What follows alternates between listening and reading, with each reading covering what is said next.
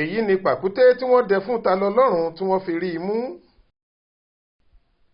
òwúyẹ́ aṣòro sọ bí ọ̀rọ̀ lọ̀rọ̀ dà fún ọmọkùnrin kan Adégbọlá Abdulazeez tọ́pọ̀ èèyàn mọ̀ sí Ta-Ni-Ọlọrun, ẹni táwọn ọlọ́pàá ti mú pé ó sọ̀rọ̀ tako òfin tó de ọ̀rọ̀ lórí ìkànnì ayélujára tí wọ́n sì ti taari ẹ̀ sọ́gbà ẹ̀wọ̀n báyìí.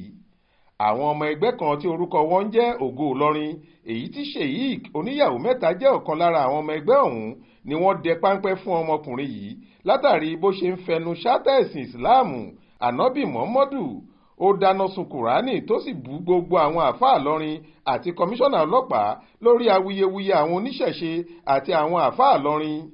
ẹgbẹ̀rún lọ́nà ẹ̀ẹ́dẹ́gbẹ̀ta náírà 500,000 ni wọ́n fi dẹ́.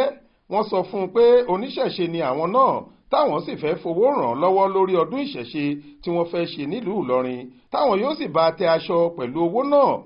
Ta-Ni-Ọlọrun fúnra ẹ̀ ló fi ẹsẹ̀ ara ẹ̀ rìn lọ bá wọn nílùú Ìbàdàn, ni wọ́n bá fà á lé ọlọ́pàá lọ́wọ́ tó fi dèrò Ìlọrin.